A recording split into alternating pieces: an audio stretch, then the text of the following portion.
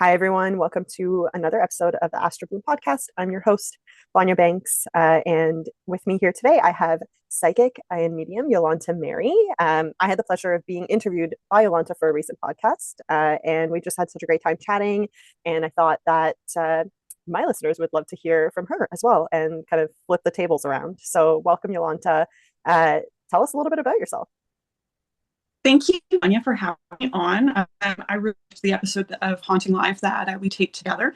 And that's a recent podcast that I've actually just started co-hosting. So Haunting Live, available on Spotify and all your favorite streaming services, just a little plug. So like you mentioned, I am a psychic medium.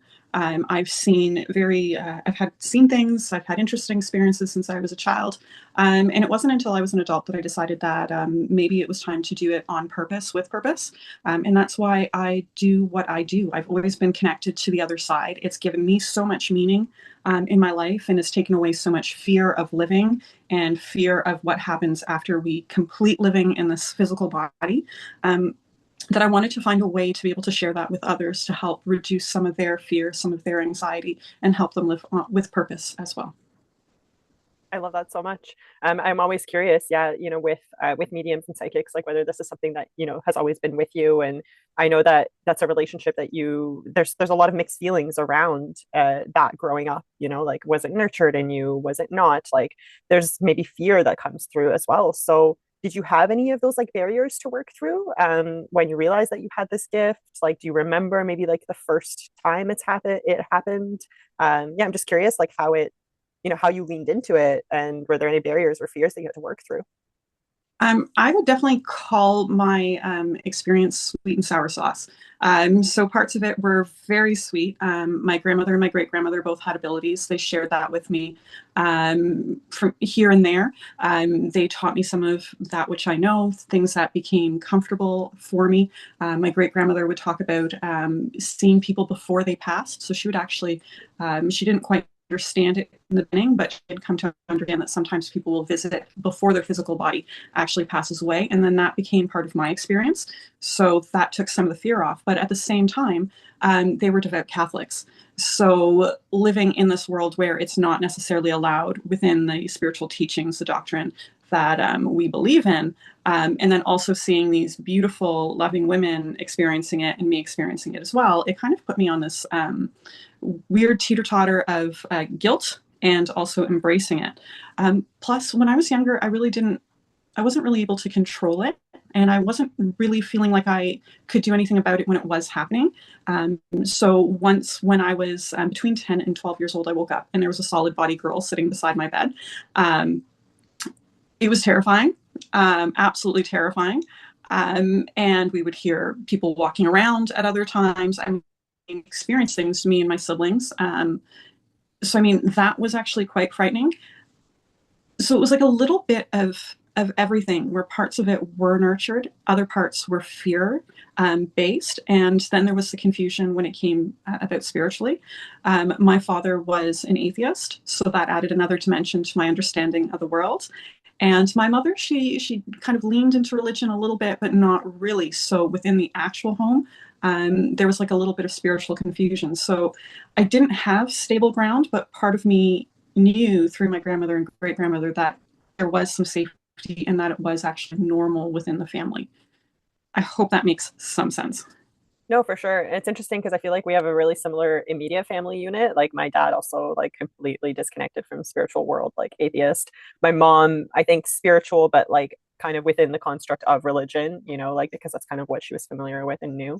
So similarly, I feel like I wouldn't say I have any like medium gifts or whatnot, but I am an intuitive. And I think I've always felt this like connection to something bigger. And I've always sought that. And so for me, like it kind of started like looking into religion and seeing whether like I fit within those ideals. And then obviously kind of finding just like nature-based spirituality and astrology and all of these things. But yeah, that's interesting but it's amazing that you had like those elders, within your family that were able to maybe help guide you, with this gift and knowing that it was normal and that it can be nurtured, right? That's I think really important.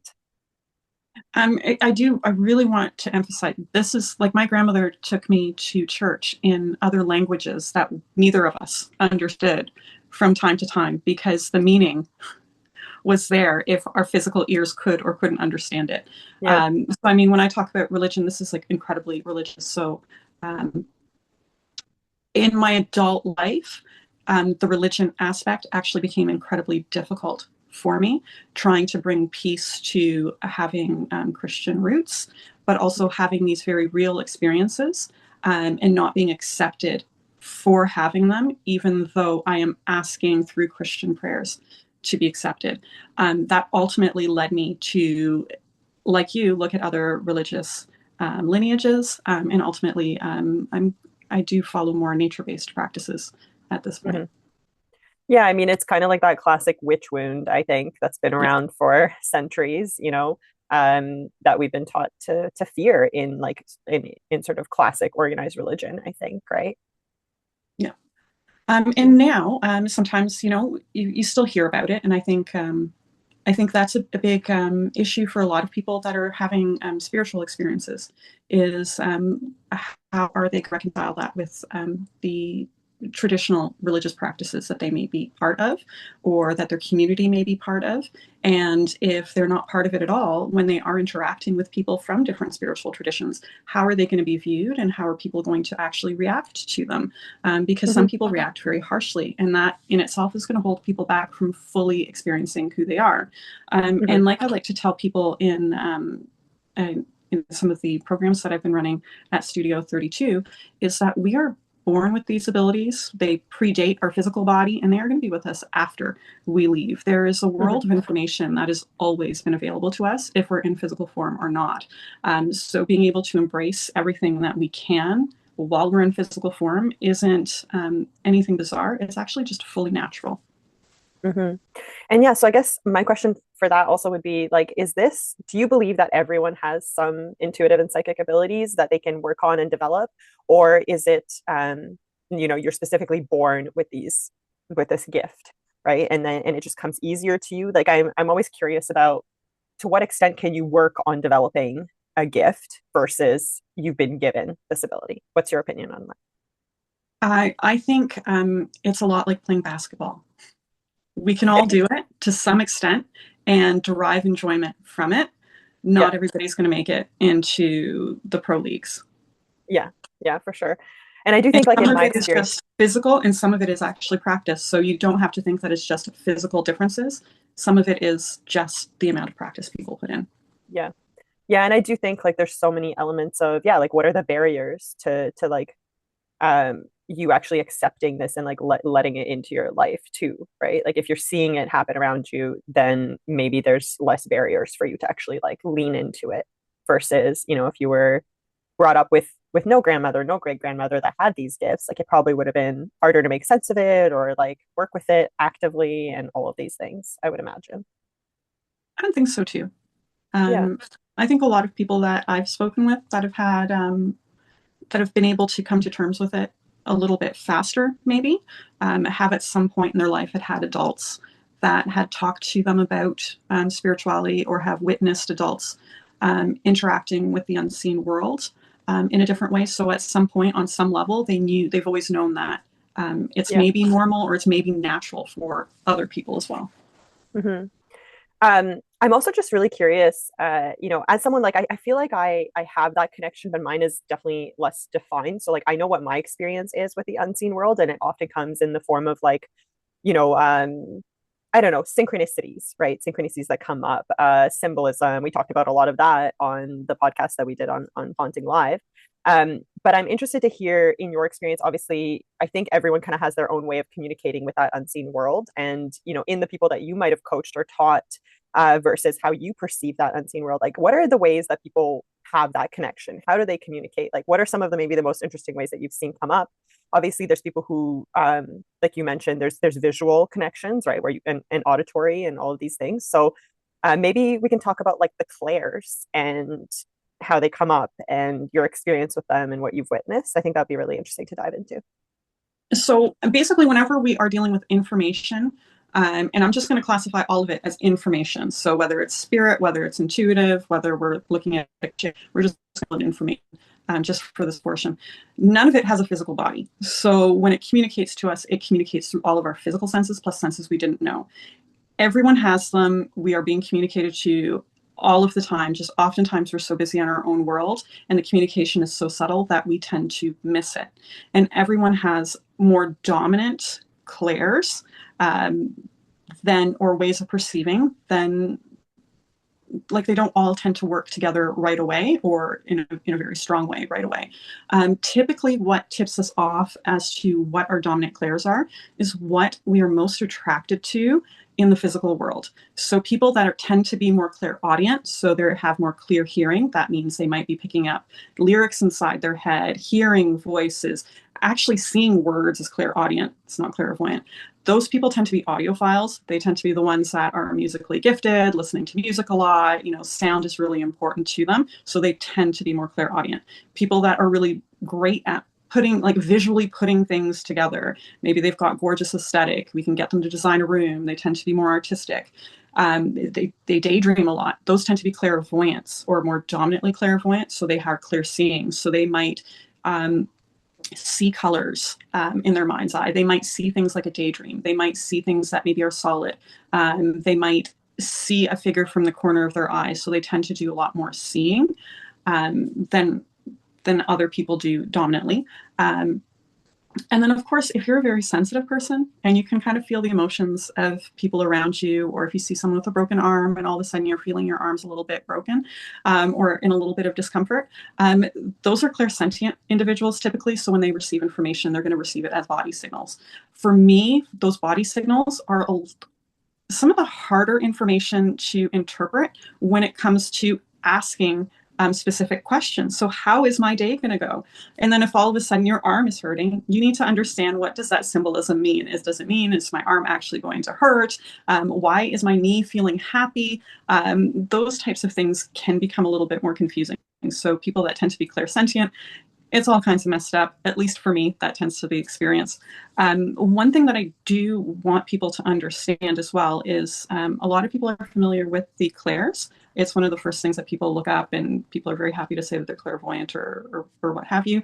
But depending on what information we are seeking, the way it communicates to us can be different. So if I go in and I'm doing an intuitive reading, my signs and symbols and the way that information communicates to me is different than when I do mediumship. So when we look at all of the different areas that we can connect to receive information, just imagine it like a radio dial and you're tuning in, but each one of those areas that we're tuning in might have a slightly different language or a slightly different accent. So the way you receive information intuitively might actually be slightly different from the way you receive Akashic information, or the way you connect with fairies or ETs or mediumship or your spirit guides. The language itself, the dominant clairs within that scope might be a little bit different. Interesting. Yeah. And And obviously, to as answer you're, your question, yeah, go ahead. the funniest thing I have a friend who, when she is connecting in with spirit, she is putting on 4 or 5 sweaters because she is so cold. And I think that is probably one of the most interesting ways actually seeing someone know that they're about to connect. Interesting.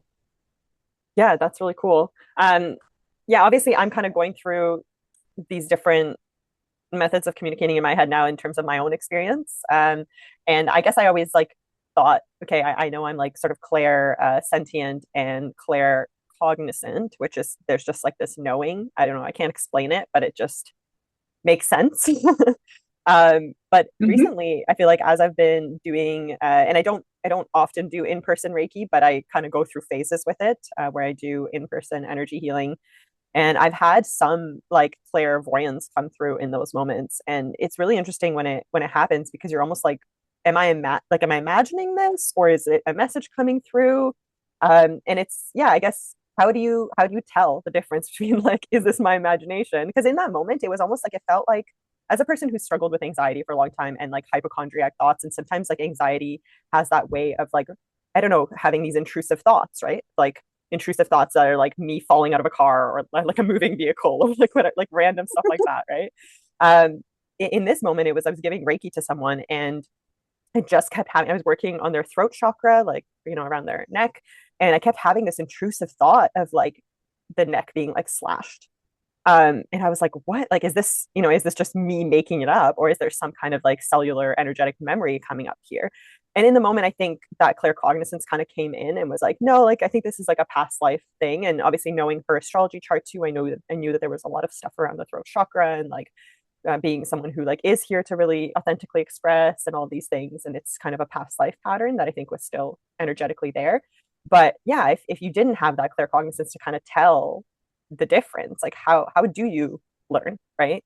What is just made up, so to say, or an intrusive thought versus like an actual message. I'm just going to say it feels generally I talk about two different things. The first thing is doing shadow work.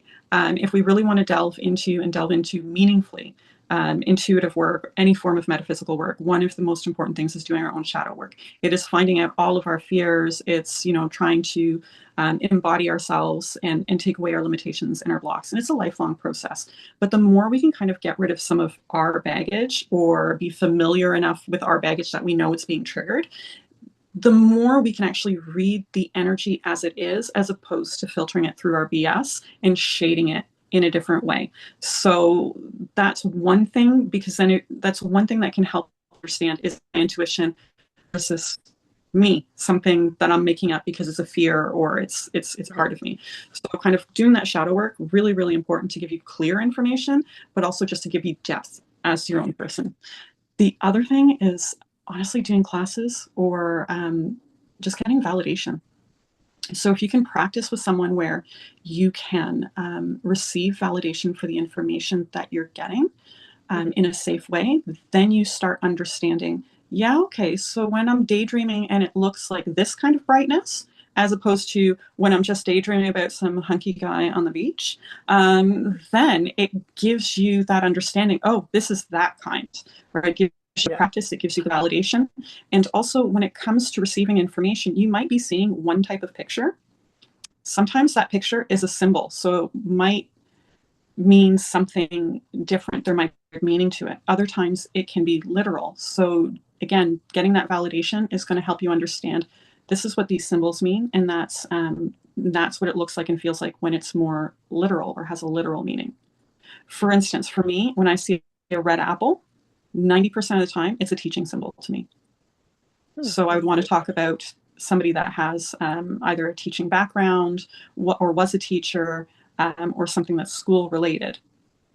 The other 10% of the time, and it often will show me a picture and give me a feeling in my gut of excitement or something else. So it's two clairs working together to give deeper information. Then it could mean something like, I remember the apple tree, or you know what, we had an important memory with an apple. So those symbols that we receive, they can be literal, they can be symbolic, and validation, working with people that are safe to work with, that'll give you that feedback, really important when we're just learning. So it's all about practice, really. I would say that's, anytime we're working with connecting stronger to our intuition, to like those extra, senses in some ways, I think it's about practice and validation. So it seems like a very similar approach in that sense. Yeah, just like anything that's worth doing in life, we got to practice to get really good at it. Yeah. And that's like in this instance that I shared earlier about like the sort of intrusive thought that kept coming up when I was doing the energy healing. I did have that validation after as well, right? So I kind of came to my own like conclusion about it. And then when I had shared that after the session, that this visual kept coming up and that I felt it was like a past life pattern and whatnot, the client mentioned that they had like 5 other people tell them that.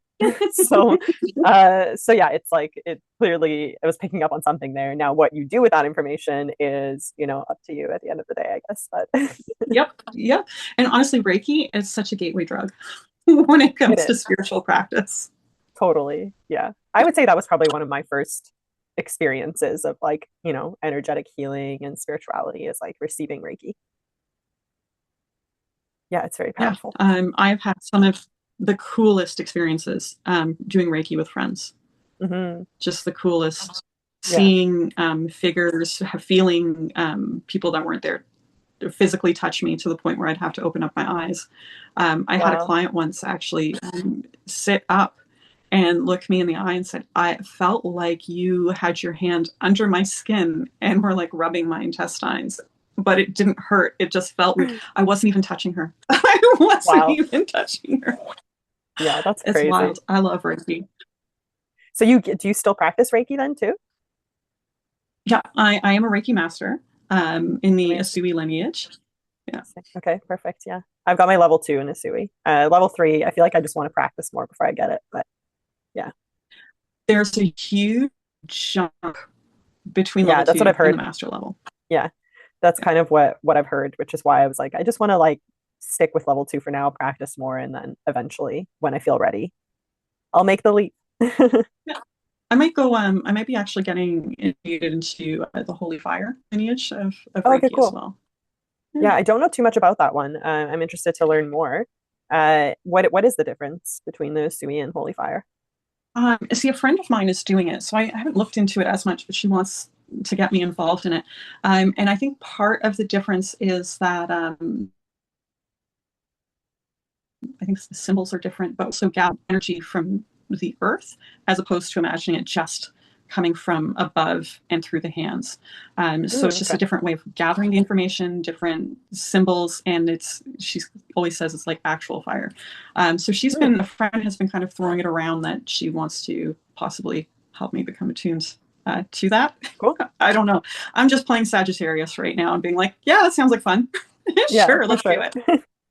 Yeah, so let's normally I astrologically profile people on here. We haven't done that with you yet. So yeah, what are your big three? I mean, I think I know them, but I, I I don't know for sure my ascending because I don't right. Yeah, we did totally talk about know this. my birth time, but I am a Sagittarius sun and a Gemini moon.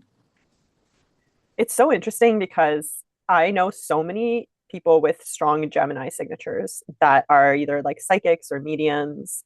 And I just think it aligns so well with that archetype of like being the messenger, right? And it's interesting because like both I'm a Virgo and both Gemini and Virgo are ruled by the planet Mercury, and Mercury is like that messenger god with the little wings on his feet, right? He goes between the realms of earth, heaven, and the underworld. But I think in Gemini, he really does live more in that realm of like being the messenger from spirit, because Gemini is the archetype of just like dispersing information, right? It's all about like interconnectivity, right? Communication. It rules like social media, communication, networks, like all of these things. And so in Gemini, that energy of Mercury or that archetype is much more about just like just carrying information, right? And sharing the information and not really caring like where this information goes or how it's classified. It's more just like it's the messenger. Whereas in Virgo, I find it's like more about taking the information and like organizing it in some ways, right? Because it's the earth element versus the air element. So Yeah, yeah, I've come across so many like mediums and psychics who have some kind of Gemini signature. And I just wanted to shed some light on that archetype because I do think it's very aligned with the energy. And the moon obviously being your, your intuition, your intuitive gifts and all of that. So I am really intrigued to take a deeper look at your chart when we do our trade and yeah, see what else is there. a lot of Libra. There is a lot of Libra. Okay, interesting. Also another air sign though, right? Yeah, Far cool. too much. Just far too much. Oh my goodness. Well, I mean, you're still signed up for it, so what can you do, right? I ask myself why just every day. Maybe just reevaluate next time you reincarnate. I don't know. I'm sure I just pick a more exciting life. It's like my life right now isn't exciting enough. I think that's just that Sagittarius speaking. It's always seeking more excitement, more adventure. Oh, you know what though? I think in what I do, I can be a little bit of an instigator because I want people to enjoy life and adventure in life as well. Yeah, yeah, It really does feel like this is it's quite a bit of a game that we're playing, and sometimes games suck, but we also have that opportunity to explore and make the game a little bit better yeah, if we so choose. yeah, totally. We have free will, right? Okay, so I have a question for you, and that is, I'm always curious, what is your experience or what are your beliefs around the afterlife? as a medium? So, as a medium, I'm just going to say, generally speaking, we are only presented with information that we are capable of understanding, and our understanding Yeah. is always able to change. So, when I have connected to individuals on the other side, um, I am given the impression that there are possibly different levels of experience that some people have. I've connected with individuals that maybe have been kind of stuck in a loop and their energy has felt really low. And I've also felt people's energy that has been really, really big and expansive. Every once in a while, people will try to show me in a way that I can tell their loved one that's here what it is that they're experiencing. So it's never like one thing. They always show me different sides. And instead of, I don't think that there is just one experience. Mm. So I sort think of it's more, levels to it.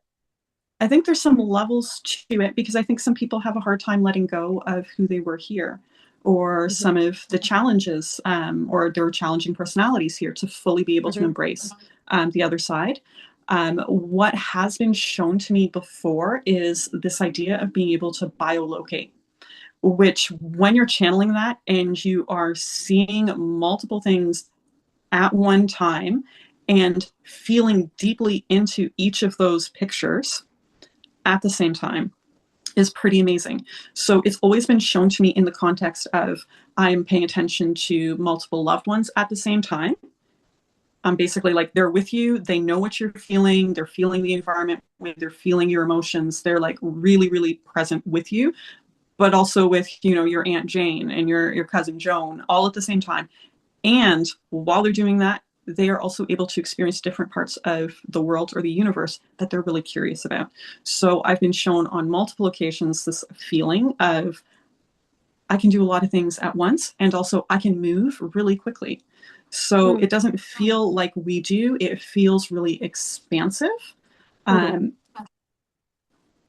there's just so much more going on. And when they show me those experiences, I feel so much more alive than I do now. And I kind of dislike coming back to the present reality because Yeah, it's so I mean, sounds like some scary. superpowers. It does. And every once in a while, they show up as well, showing me colors that are really bold, that are difficult to describe. And it just feels as though they're just saying, like, this is what it's like. Again, it's, um, they don't, different people show different ideas because I mean, some people would love to sit in the clouds with a harp, and other people that would just be like awful for them, and they're going to show more of the gardens or they're going to show more of the adventure. So it really depends on the individual. How they come through, the quality of their spirit, what it is that they're telling me they're experiencing. But when they want to describe heaven to their loved one, it often is where they're at and where they're coming from in these expansive experiences, but also from a viewpoint that maybe their loved one here would be able to understand and Yeah, appreciate. yeah. Interesting. How do you think, just one follow-up question, how do you think this all relates to the kind of belief and principle of reincarnation? Can they coexist? I don't see why they can't. Okay. Because I feel like Um, it's a difficult concept to wrap your like little human brain around, right? Is for me anyway. so one thing that we can do is we can go into meditation and we can call up past versions of ourselves and Hmm. like past life Yeah. essences of ourselves. Well, how can those exist or how can I pull them if I'm here in physical body? So one way that it's just like we're just looking at projections Hmm. that are being brought down here. It's kind of like a whole bunch of video games. Yeah. So that personality is still going to exist on the other side, but it doesn't mean that another game can't be playing at the same Hmm. time. Yeah. So they're almost like memories, like energetic imprints. Yeah. Yeah. Okay. But Cool. at the same time, my experience, and this is controversial in the mediumship world, I personally believe in ghosts existing, not necessarily as just imprints. Right. Okay. There's some people in the mediumship world believe only that maybe we might get some imprints. So basically, something that is recorded on the fabric of time and space in that area Hmm. that just gets replayed over and over again. I have done readings where people have come through and made it very clear I did not cross over at the time of my passing. I chose, and this is like very important, they chose to stick around. I've had them follow family back. They've given me a length of time that they've stayed here earthbound, and then they chose to transition. So there was a choosing aspect. From time to time, they've expressed, I didn't quite know what happened. I stuck around here for a very short period of time, so like maybe a week before Yeah. I chose to transition. Interesting. Yeah. Okay, good to know. Any last thoughts that you want to share, or just even where people can find you, how they can get in touch with to make use of your gifts? The world that we live in is so much bigger and so much greater than just the physical reality. And the physical reality is really, really cool. Vanya, as someone that's traveled, you know it's pretty freaking amazing out there if you know where to look. And those experiences are possible for pretty much anybody. But when we look beyond the physical, that world is even greater. And I encourage people to explore that, however it is comfortable for them, and also to explore themselves. So when they are experiencing the physical world or the metaphysical world, that they experience it for what it is, as opposed to just a reflection of their fears and their own limitations. I think it's kind of important. I think it makes for richness in life. If anybody's interested in a reading, they can check out my website, Yolanta Meri, that's MERI.com. They can check me out on Instagram or Facebook under the same name, Yolanta Meri. You can also check out the Haunting Live podcast, where we interview really interesting people just like Vanya, and learn more about not only their spooky experiences, but all of their gifts as well. So I'm available. We're having a lot of Amazing. fun. And I will put all of those links in the show notes for you guys. Thank you so much, Yolanta. It's been lovely chatting with you, learning more about your gifts, and yeah, how people can tap into these themselves as well. So thank you so much for sharing your wisdom with us. And thanks everyone for listening. I hope you connect with Yolanta. She's amazing. I've had several very profound readings from her. And yeah, I just highly, highly recommend her services. Thanks, everyone. Until next time.